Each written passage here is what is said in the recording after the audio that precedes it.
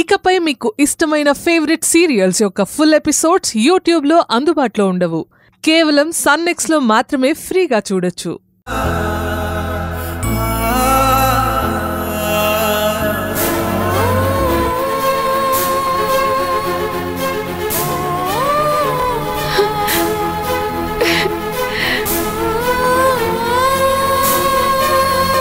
ఇది నా జీవితంలో మొట్టమొదటి జీతం. ఈ జీతం డబ్బుల్ని మా నాన్న చూస్తే చాలా సంతోషిస్తారు.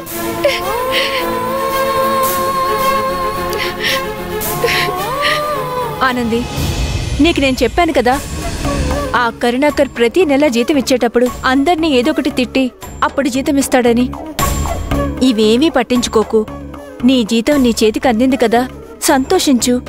ఎందుకు బాధపడతావు? జయంతక్క, ఈ డబ్బులు నా కష్టార్జితం.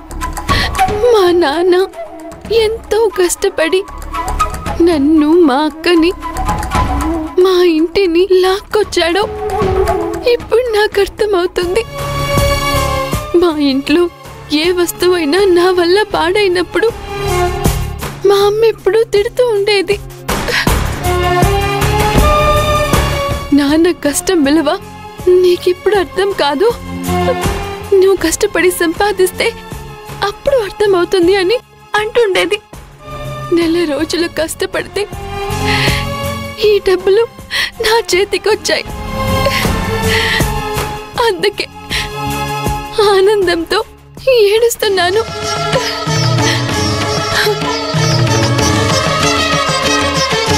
ఇప్పుడు నాకు అర్థమైందక్క, ఒక్క రూపాయి సంపాదించటానికి అందరూ ఎంత కష్టపడుతున్నారు అని.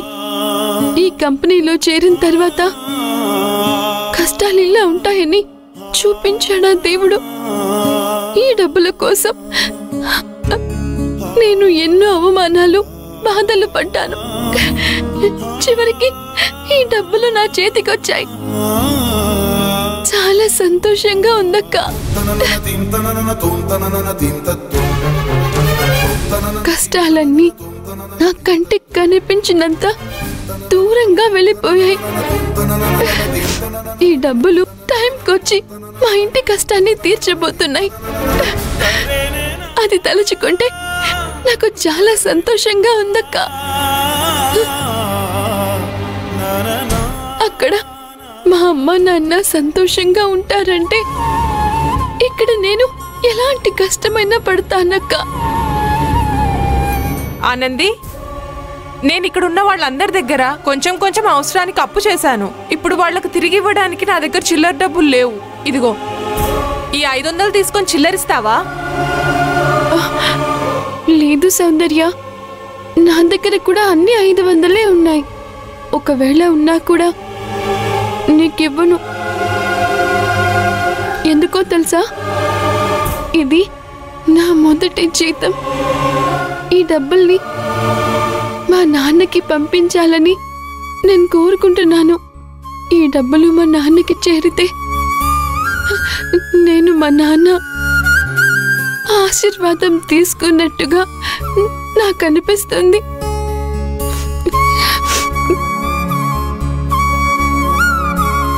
ఇలా నా మొదటి జీతాన్ని చూసి మా నాన్న సంతోషిస్తారు.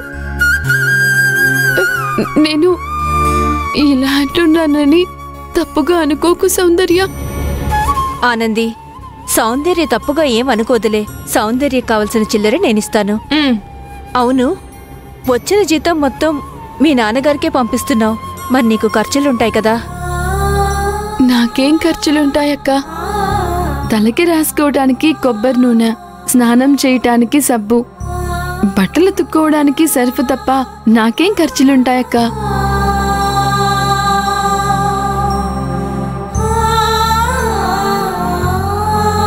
ఇవన్నీ కొనుక్కోవటానికి 200 రూపాయలుంటే చాలక్క. హాస్టల్కి ఫీజు కట్టాలిగా.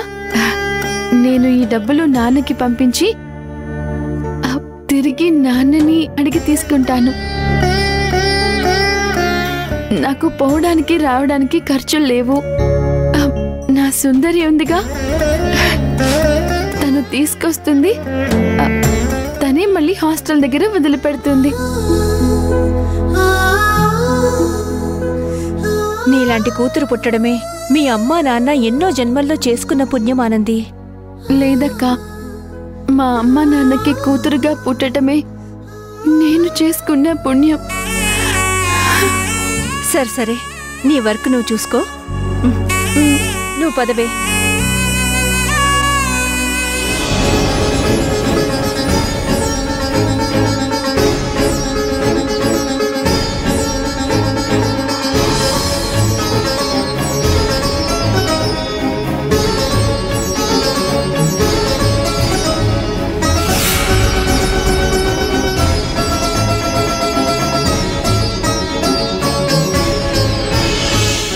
ఈ కవర్లో ఉన్న డబ్బులన్నీ మా నాన్నకే చెందాలి.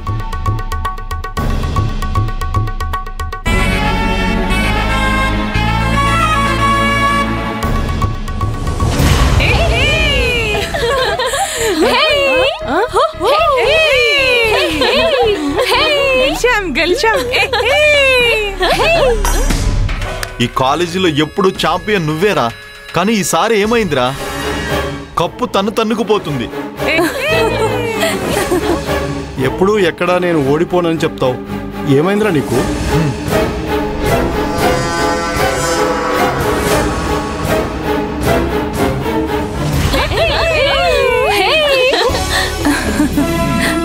Congratulations sir. Thank you very much sir. Congratulations Salma. Thank you sir. ప్రతిసారి సంతోష్ టీం కప్పు గెలిచేవారు, కానీ ఈసారి ఓడిపోయారని తెలిసి చాలా బాధపడ్డాను. ఆ బాధ నుండి ఈ గర్ల్స్ టీం విన్ అయ్యి నాలోని బాధను పోగొట్టారు. మీరు ఈసారి గర్ల్స్ టీం తీసుకువెళ్తున్నారంటే గెలుస్తారనే నమ్మకం నాకు లేదు. కానీ సల్మా టీం గేమ్లో కప్పు గెలిచి మన కాలేజీ పరువు నిలబెట్టారు. బాయ్స్ లాగానే మేము గెలవగలమని గెలిచి ప్రూవ్ చేశారు. సల్మా ఈ గేమ్ అదరగొట్టింది సార్. Good good. సల్మా కొట్టిన ఒక్కొక్క షాట్ కి ఆపోజిట్ టీం ఆడలేకపోయింది. ఓహో, విన్నింగ్ కి మెయిన్ రీజన్ సల్మానే అయింది. Okay okay. కాలేజ్ టీం కి సల్మా దొరకడం నిజంగా మన అదృష్టం. Thank you Salma. Thank you so much sir. Keep it up. Good luck. Okay sir. Santosh, అక్కడ నిలబడ్డావే, ఇలా రా.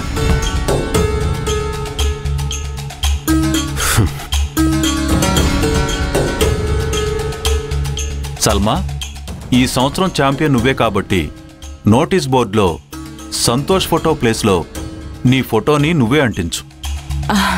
పట్టుకోవా.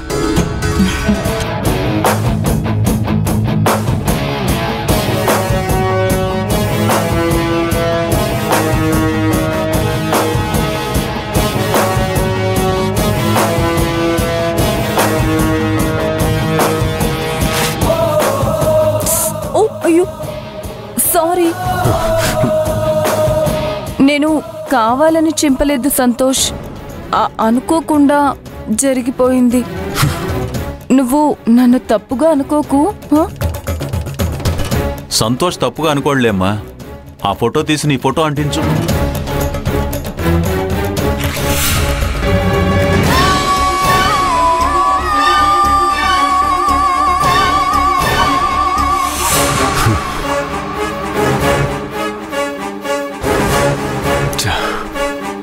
సంతోష్, ఇప్పటివరకు మన కాలేజీలో అన్నిట్లో నువ్వే నెంబర్ 1 అనుకున్నాను. కానీ ఇప్పుడు ఆ ప్లేస్ని సల్మా ఆక్యుపై చేసింది. ఒక విధంగా నీకంటే